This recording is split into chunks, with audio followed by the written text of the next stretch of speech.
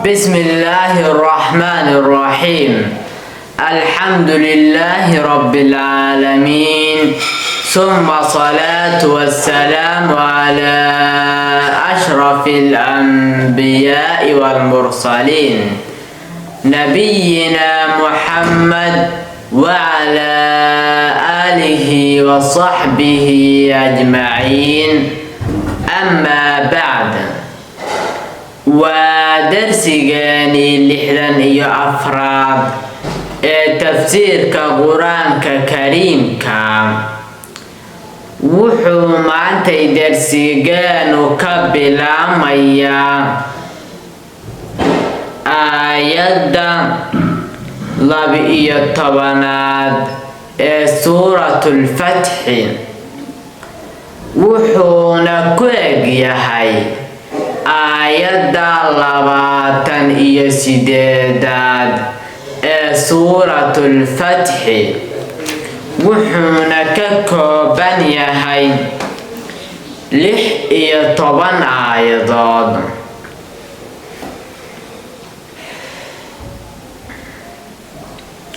waman qofkii lam yu'min aan rumayn billaahi ilaahay wa rasuulihi iyo rasuulkiisa iimaan fiican aan laga helin, ilaahay wuxuu yidhi fa innaa anagu actadnaa waan diyaarinay lilkaafiriina gaalada saciiran naar ololeysa baan u diyaarinay. walilaahi ilaahay bay u sugnaadeen mulku samaawaati, samaawaadka mulkigooda maamulkooda rabbi baa iska leh, wal ardi iyo dhulka. yaqfiru eebbe wuu u dhaafaa liman yashaa'u qofkuu doono, wayucadibu wuuna cadaabaa qofkuu doono. wa kaana allahu ilaahay wuxuu noqday qafuuran alle dhaafid badan, raxiiman oo naxariis badan.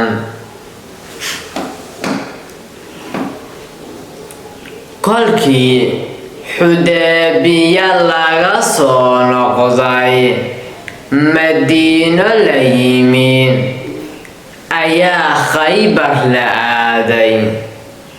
dadkii xudaybiya aaday 23 kiiloomitir Maka u soo gaaray, 15 geedi sii soo socday.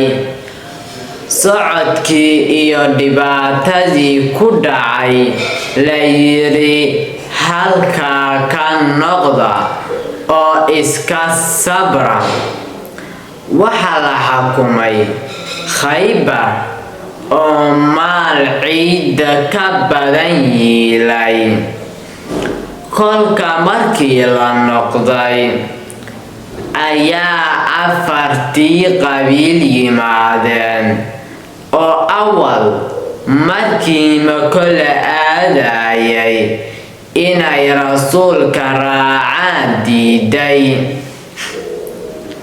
sayaquulu waxay oran doonaan kuwii laga tagay ee dib dhacay, idan dalaqtum markaad doontaan ilaa maqaanima qaniimooyin lita'khuduuha inaad soo qaadaan ayay waxay idinku odhan doonaan daruuna nadaaya oo maxaad rabtaan natabickum waan idin raacaynaa oo qaniimadan sahlan iyo Khaybar.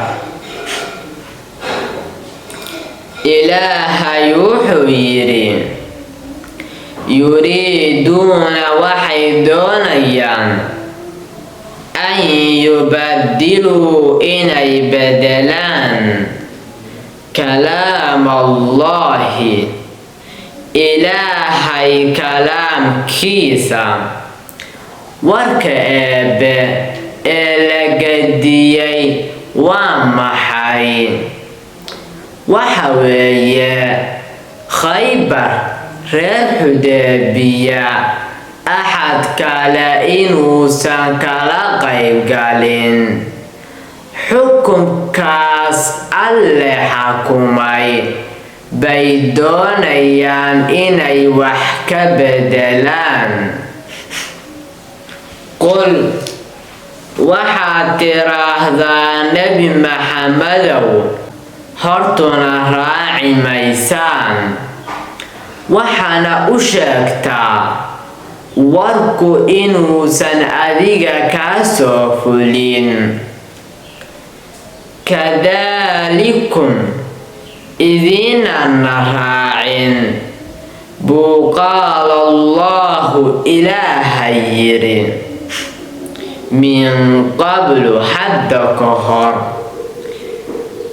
jidka haddaan soo haynay Madiinaba imaan Khaybar aadin ayuu Rabbi warkaas horay u yidhi qiimiga badan.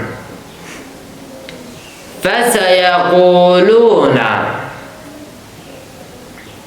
waxay dhihi doonaan bal iska badaa Ilaahay idinma oran yaan Khaybar laydin raacine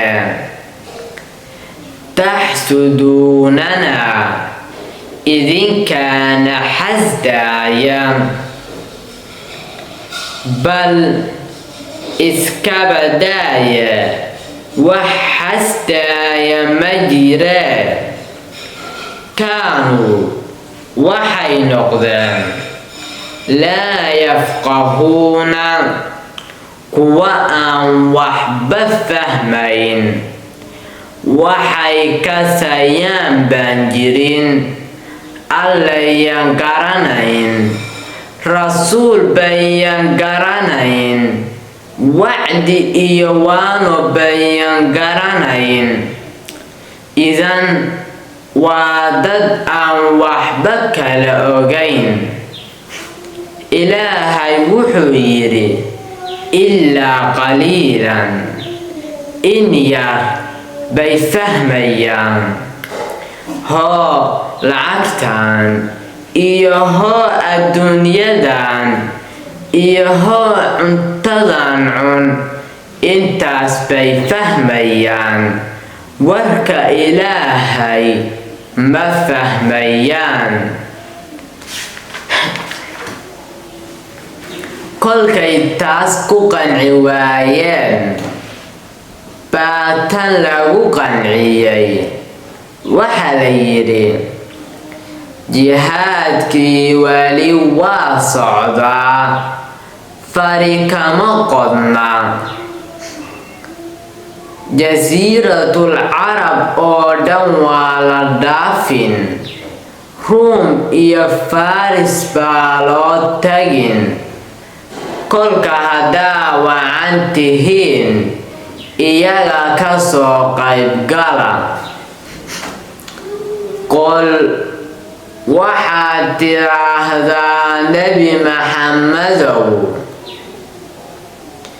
lilmukhallafiina kuwii kaa haray ee min al-acraabi acraabta waxaad ku tiraahdaa haddaad dagaal diyaar u tihidiin Khaybar dagaal ka dhici maayee satudcawna waan idin yeeri doonaa ilaa qowmin qowm la dagaalmidood ulii ba'sin dagaal u saaxiiba shadiidin oo adag oo Ruum iyo Farisa ciidamo leh dowlad ah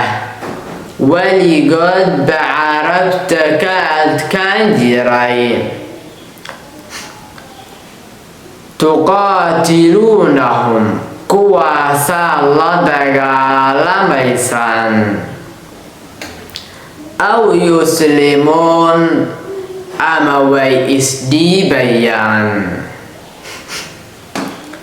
fa-in tudiicuu dagaalkaas haddaad ogolaataan yu'tikum Ilaahay wuxuu idinku siin doonaa ajran xasana abaal weyn baa halkaas ka qaadan doontaan wa in tatawallow haddaad sajeensataan kamaa sidii tawallaytum aad u jeensateen min qablu maalinkaan mako aadeynay ee Xudaybiya u soconay idin yeeray na raacin waydeen sidiisi leeg haddaad Ruum iyo Faris noo raacin waydaan yucadibukum Ilaahay wuu idin cadaab aliiman oo xanuun badan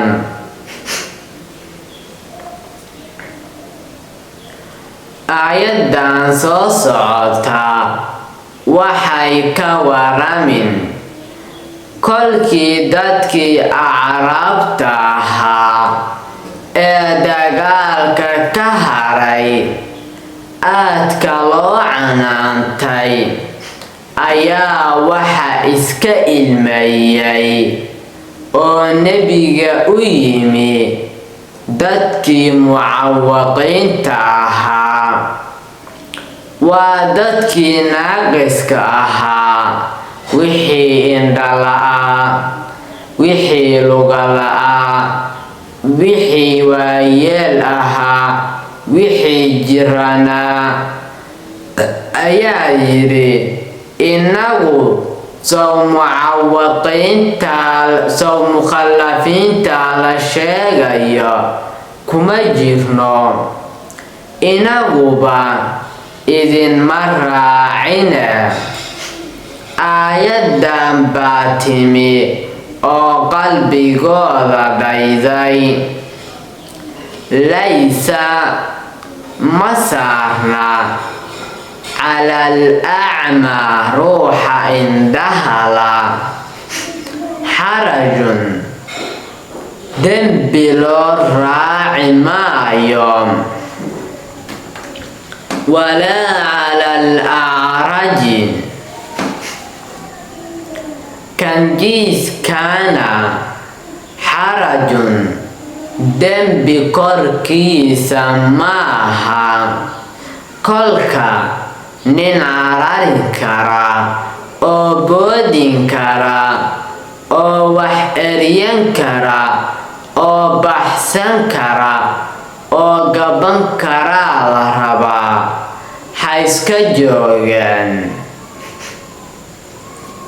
walaa cala almariidi kan xanuunsan, neefta qaba, qaraaxada qaba, cudurrada baadinka gala, qofka nuglaya qaba,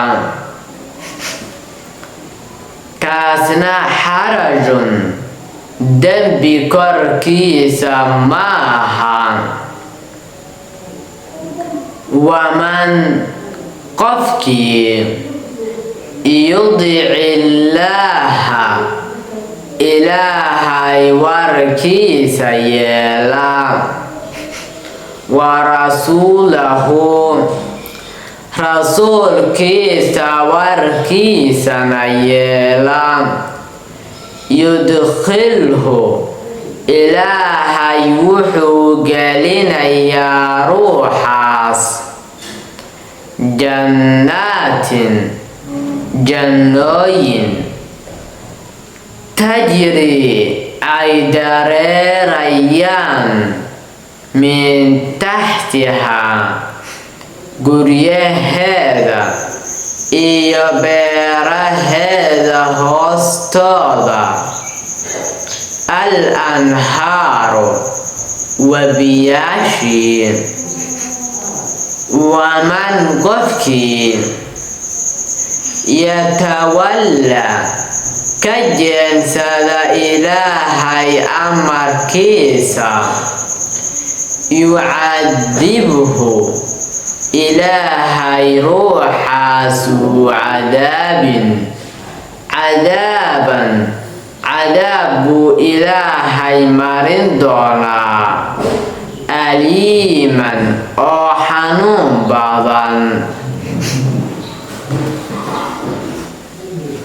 halkaana waxaa laga hadlayaa balantii ay asxaabtu nebiga la galeen 1400 ahaa, iyo siduu ilaahay u soo dhoweeyay. laqad xaqiiqe radiyallaahu ilaahay raali buu ka noqday canilmu'miniina eebbe inta rumaysay ayuu xaggooda ka raali noqday.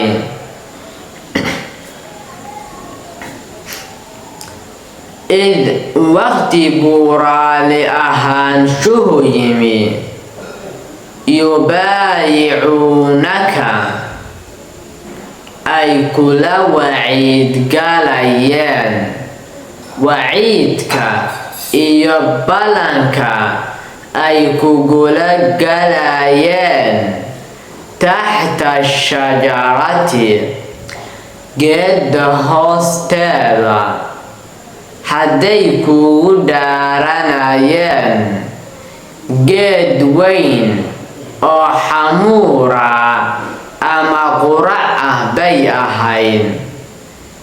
geedda hoosteeda hadday kugu dhaaranayeen baa Rabbi ridihiisu soo degay. facalima ilaahay wuxuu daalacday maa fii quluubihim quluubtooda waxa ku sugan oo iimaana, oo ikhlaasa, oo daacadnimo ah. qalbigooda waxa ku jira buu Rabbi caddeeyay. faanzala markaasuu ilaahay dejiyay asakiinata xasil calayhim mu'miniinta korkooda ku dejiyay.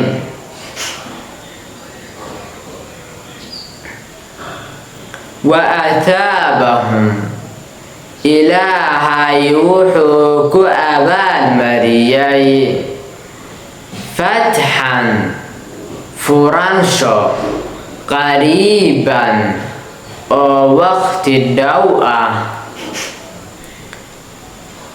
Kala baxa iyaga iyo Quraysh isagoo aan dagaal dhicin, dhiigna daadan. Fatxi buu ahaa. Khaybar oo lagu martiqaadayna fatxi buu ahaa. Makoo loo furayna fatxi buu ahaa. Kolka markay waciidkii ka daacad noqdeen, niyad saabiqa ay nebiga balan kula galeen, furashadii ugu horeysay oo Khaybara oo degdega bay heleen. Wamaqaanima qaniimooyin kathiiratan oo fara badan baad hesheen, Ilaahay baa idin siiyay. Qaniimooyinkaasoo ya'khuduunaha aad guraneysaan. Wa kaana Allaahu, Ilaahay wuxuu noqday awalna ahaa, haddana yahay, weligiisna ahaanaya, casiizan alle goba kana adag addoommadiisa oo aan la iska dhicin karin, xakiiman xikmad badan.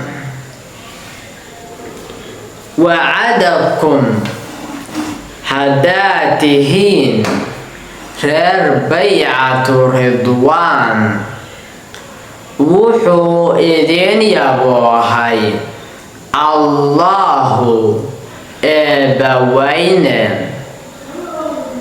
maqaanima qaniimooyin kathiiratan oo fara badan, qaniimooyin isdaba jooga, qaniimooyinkaasoo ta'khuduunaha kolba mid qaadaneysaan. Facajjala lakum, waxa laydiin hormariyay oo quraaca lakum idinka, haadihi middan oo Khaybara.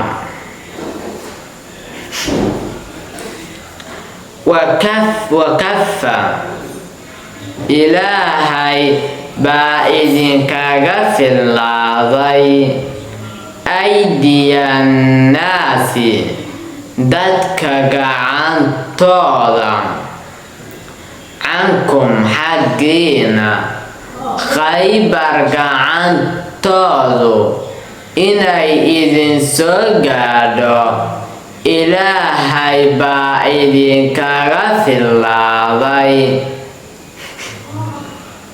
Wuxuu Ilaah baabajiyay oo cabsi geliyay, wuxuu Ilaahay saa u yeelay walitakuuna, arrintaasu inay ahaato aayatan mucjizo ay mu'miniintu ku gartaan Ilaahay inuu macooda yahay oo u gargaarayo.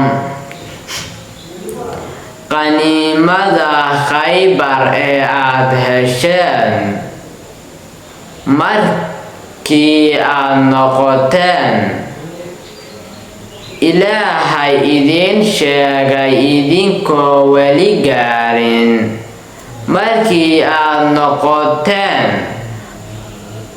qaniimada Khaybar baad hesheen.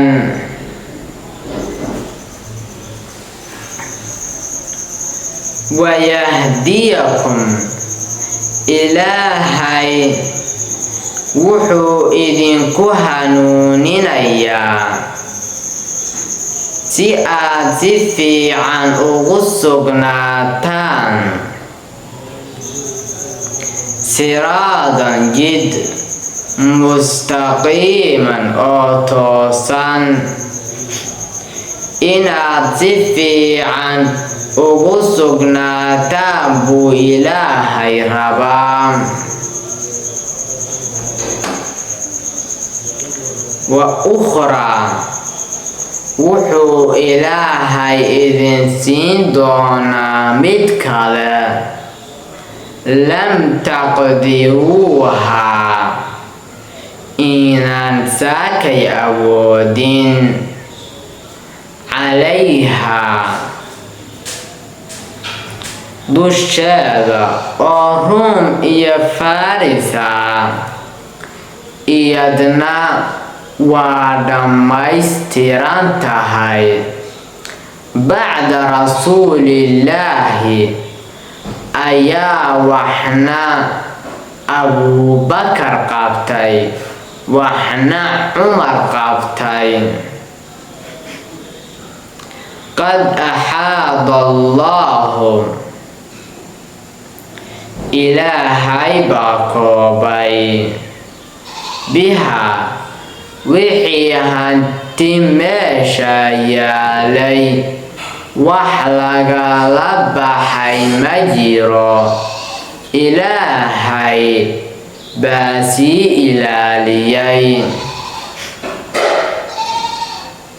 wa kaana Allaahu Ilaahay wuxuu noqday calaa kulli shayin shay kasta qadiiran Rabbi awooda.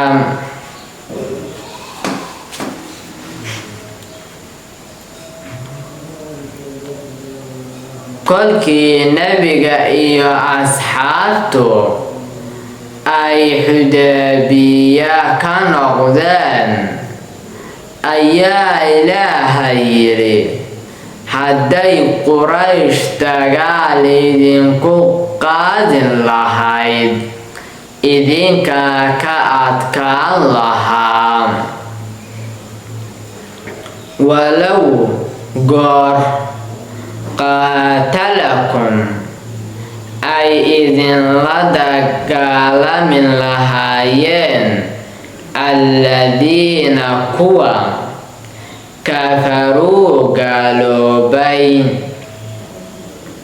lawallow iyagaa jeedin lahaa al adbaara dhabarka, way wada baxsan lahaayeen. summa hadday baxsadaanna uma heleen waliyan maamule walaa nasiiran iyo gargaare midna. kanna waa sunnatallaahi waddadii Eebbe horay u jeexay,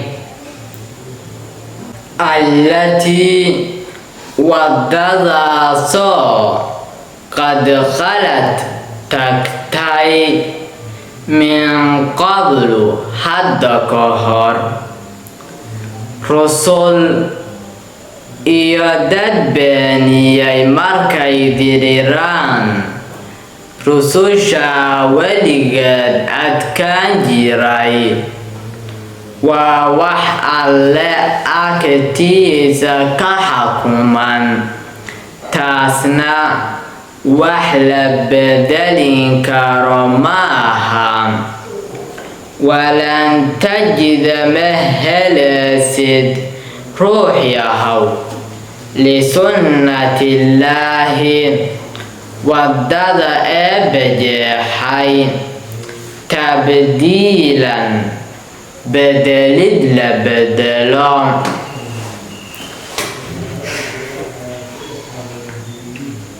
wahuwa alladii kafa, maxaa laga wadaa aayadan?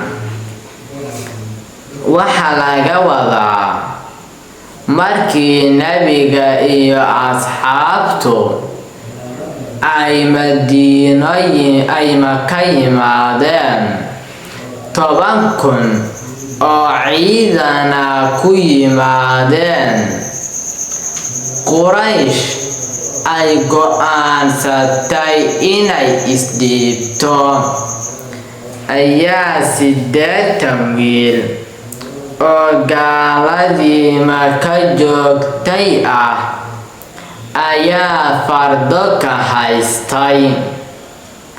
waxay dooneen muslimiinta inay dabarjebin ku sameeyaan oo waxyeelo ah u geystaan. 80kii oo dagaal u soo diyaar garoobay muslimiinta inay dooc ka galaan rabaan, aaggii nebigu ku yiri Khaalid ku aadnow ayay ka soo galeen. Khaalidna waaba ka ilhoreeyay, 80kiiba gacantuu ku soo dhigay, iyagoo 80kuba wada silsiladaysan yihiin ayuu nebiga u keenay. nebigu wuxuu yidhi, war maxaad u socoteen? dagaal baan u soconay bay dhaheen. nebigu wuxuu yidhi, xargaha ka fura. xargihii baa laga furay. faraha ka qaada buu yidhi, ordaya oo reerkiinnii ku noqda. way iska noqdeen. Quraysh baa yaabtay. 80kii wiil oo 80kaba gacanta lagu dhigay, haddana la iska saamaxay iyagoo dagaal u socday.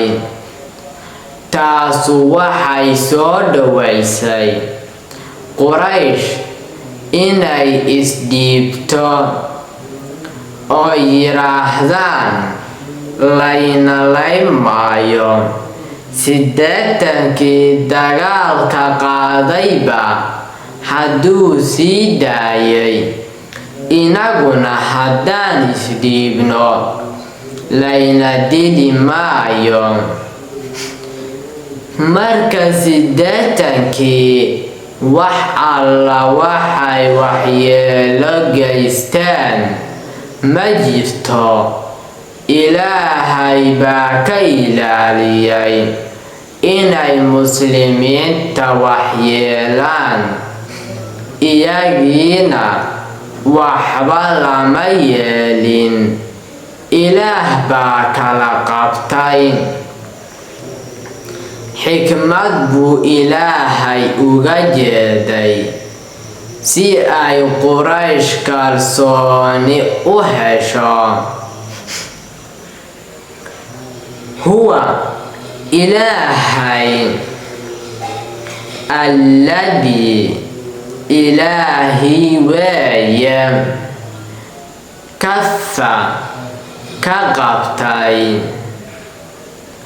aydiyahum gacmaha gaalada buu qabtay cankum xaggiina oo 80kii waxba idinma yeelin wa aydiyakum idinka gacmihiinana wuu ka qabtay canhum xaggooda oo 80kii ma iinaan layn bibadni makkata halka aad joogtaanna bartamaha makay ahayd oo xudaybiya maka gudaheeda weeye ilaahay uu ka ilaaliyay inuu dhiig ku daato goormuu idinkala ilaaliyay min bacdi an adfarakum intuu idinka hiiliyay al adfaar waa guusha intuu idinka guulayay oo 80kiiba qabateen wa kaana allahu ilaahay wuxuu noqday bimaa tacmaluuna waxaad samaynaysaan basiiran rabbi u jeeda halkaana xumaantii ay gaaladu geysteen baa la taabtay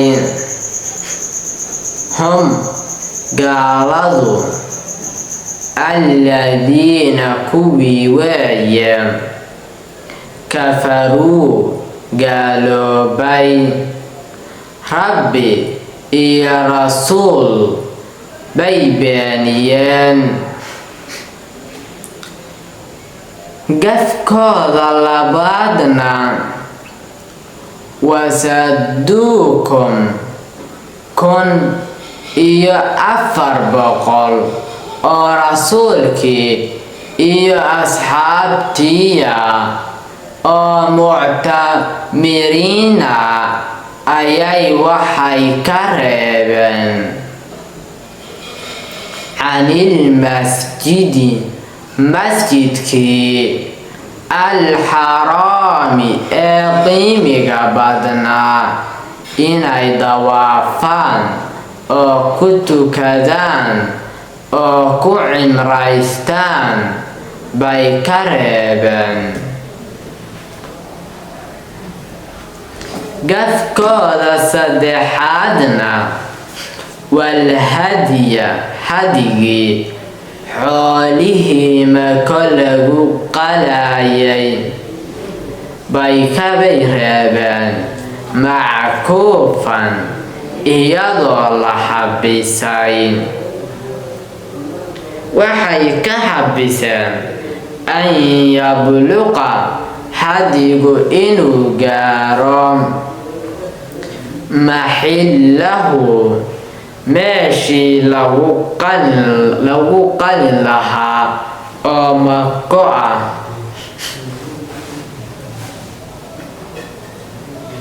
kolka saddexdaa gaf hadday geysteen maxaa dagaal loogu qaadin waayay dhegayso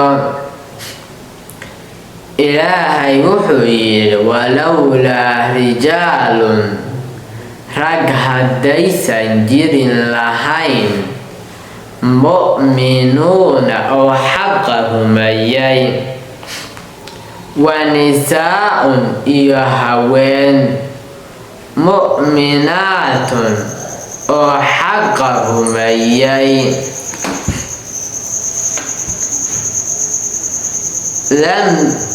lam taclamuuhum inaan qoladiina maka joogta aqoon.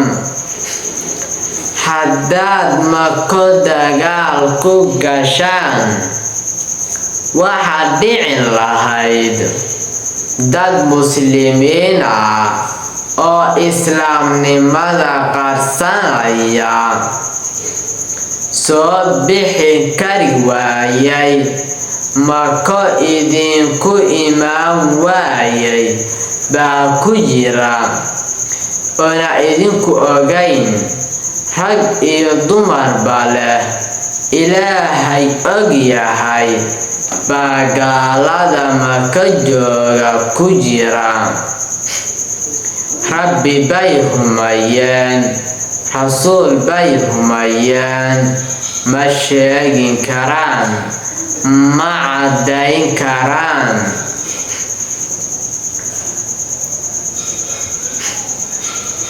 kolka haddaa weerar isku qaadin lahaydeen maxaa dhicin lahaa?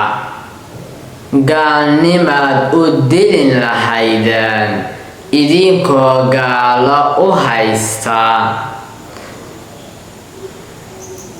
kuwaasu haddaanay jirin lahayn an tada'uuhum inaad ku joogsataan oo cagta saartaan.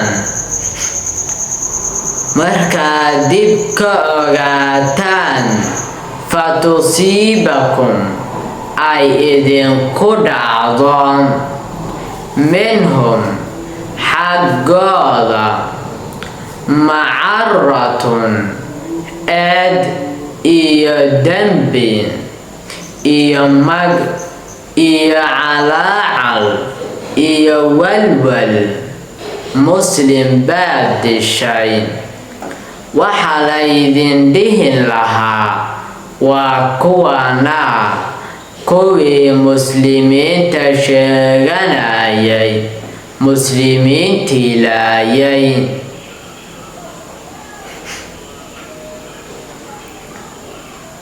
hadday biqayri cilmin idinna cilmi uma inaan lahayn, haddaysan taasu jirin lahayn waa laydin ogolaan lahaa dagaalkooda. cilad labaad baa jirta. kolkii Xudaybiya laga noqday sanad la maqnaa, dad badan oo gaalo ah baa dib ka soo islaamay. markay arkeen akhlaaqdii nebiga tii buu Ilaahay tilmaamin, liyudkhila Allahu Ilaahay wuu geliyaa fii raxmatihi naxariistiisa man yashaa'u qofkuu doono. hadday gaar u bixin lahaayeen iyagoo khaasa oo noo soo baxa idin odhan lahaayeen, waan cadaabin lahayn alladiina kuwa kafaruu gaaloobay oo minhum gaalada ka mida, gacmihiina ku cadaabin lahayn cadaaban cadaab aliiman oo xanuun badan.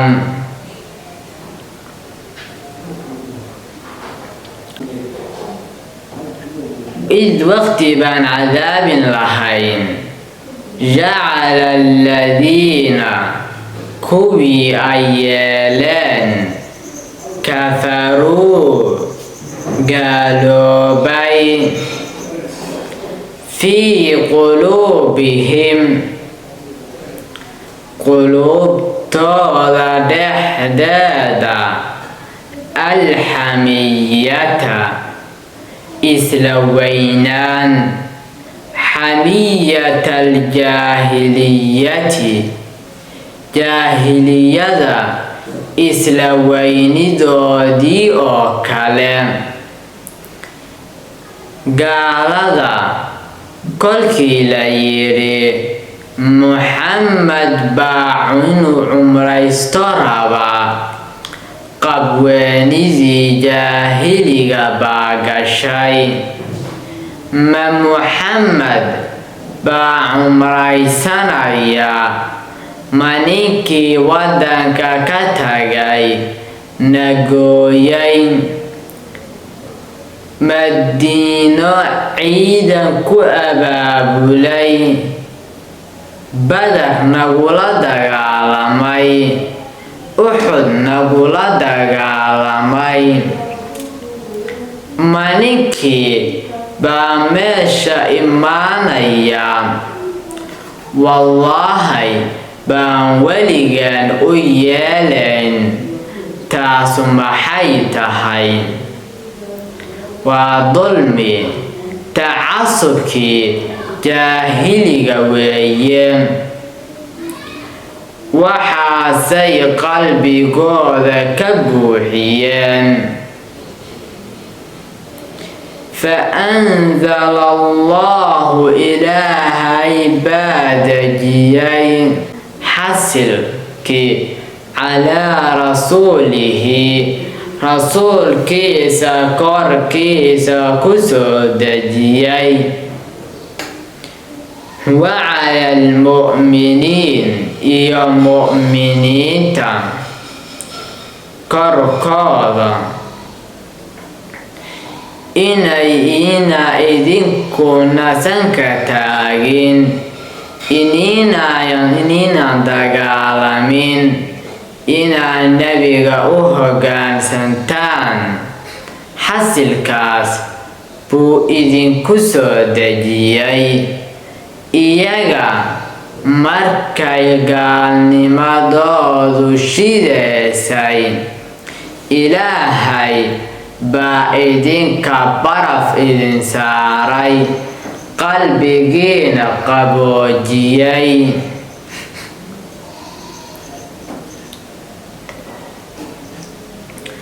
Haddii aad idina diidin lahaydeen, hadhow wax aan la mahadin baa dhicin lahaa. وألزمهم Ilaahay baa ku laasimiyay oo gacanta u geliyay mu'miniinta kalimata taqwa, kelmadii taqwada, alle ka cabsiga. وكانوا waxay ahaayeen axaqa kuwii ugu xaqnimo badan biha kelmadaas. Way istaahileen, way u qalmeen inay qabsadaan. وكانوا وأهلها waxayna ahaayeen kelmadda ehelkeeda inay raacaan. وكان الله ilaahayna wuxuu ahaan jiray, haddana yahay, weligiisna ka zuulayn. bikulli shayin shay kasta caliiman alle ka warhaya. halkaana waxaa laga hadlin riyadii nebiga. waan taa soo sheegnay sanadkii 6 buu nebigu wuxuu ku riyooday muslimiintii oo Mako gashay, qaarna timaha xiirayaan, qaarna gaabinayaan. Riyada ambiyaashuna waa waxyi. Arrintii buu asxaabta ugu bushaareeyay oo yidhi, riyaan arkay, inagii oo Mako galeena, timaha xiireena, qaarna gaabsanayaan. Markii ay Xudaybiya yimaadeen, waa tii la celiyay. Cumar baa wuxuu u tagay Abuubakar oo wuxuu yidhi, nebigu sawtuu noogu bushaareeyay inaan Mako galeeno, timaha xiireeno, qaarna gaabinayaan. Abuubakar wuxuu yidhi, haa kuugu bushaareeye. Ma sanadkan buu ku yidhi, mase waa galin doontaan buu ku yidhi. Maye waa galin doontaan buu nagu yidhi. Haddee adigu waqti ha iska goosane, sabu yeelo, waa galin doontaaye. Rasuulku u tagay, rasuul Allahu, mayaanaad nagu odhan waa galin doontaan? Haa ku ire, ma sanadkan baan ku idhi. Sidii buu Cumar ku qancay. Laqad xaqiiqeen sadaqa Allahu, Ilaahay run buu u sheegay, wuu u rumeeyay, wuu u hergeliyay rasuulahu rasuulkiisa. Ar-ru'ya, riyadii buu uga run sheegay, bilxaqi ee xaqa ahayd, waa dhab. Waa la arki doonaa sanadkii 6 markii la celiyay. Sanadkii 7 bay yimaadeen, way Makay galeen, way xiirteen, wayna gaabisteen.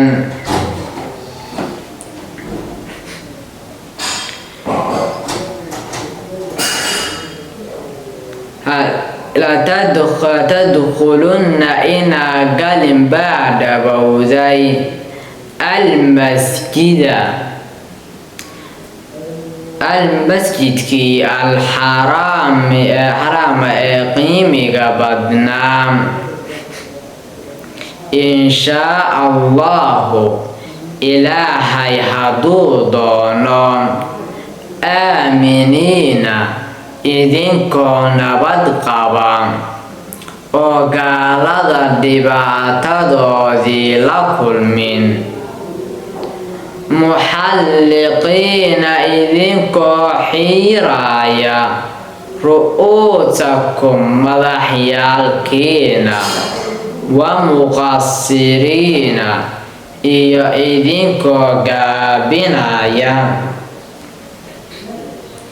laa takhaafuuna, cidaa ka cabsanaysaanna aysan jirin. Sidii bay u dhacday.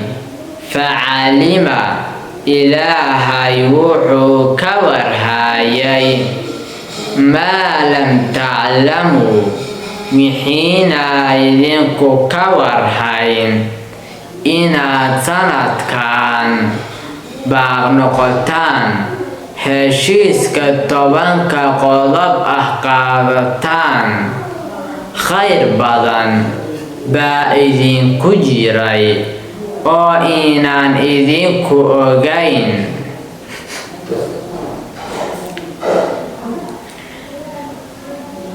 Fajacala Ilaahay wuxuu yeelay min duuni daalika arrinka inaa marka hore gashaan waxaa ka horayn doona fatxan furaansho qariiban oo dhow oo Khaybar la furto. Marka Madiino lagu noqdo, Khaybar baa la qabsan oo dhul weyn oo barwaaqo ah, xoolo badanna laga helin. Marka arrimaha oo ina idinku ogayn inay cumradu dhacdo taasaa keenin. Sanadka dambe idinkoo Khaybar qabsaday oo haybad iyo cizi iyo karaamo leh, xoolana haysta, ayaa cumraysanaysaan. Cid idinla hadlin kartana aysan jirin. Sanadka 8aad ee ku xigana waa la qabsan. Maka sheekadeedaba waa la soo gabagabayn. Carab oo dhanna diintay soo galin afwaajan iyagoo koox-kooxo ah. Wahuwa Ilaahay alladii Ilaahi weeye arsala diray rasuulahu rasuulkiisa bilhudaa hanuun la diray wadiinil xaqi iyo diin xaqa liyudhira Ilaahay inuu diinta ka saraysiiyo cala diini diimaha kullihi dhammaantood, ama diin samaawiya ha ahaato ama miday dadku sameeyeen ha ahaato. Wakafaa Ilaahay baa kugu filan Nabi Maxamadow shahiidan markhaatiin inaad nebi tahay, diin xaqaana wadato. Rabbi baa shahaado kugu filan.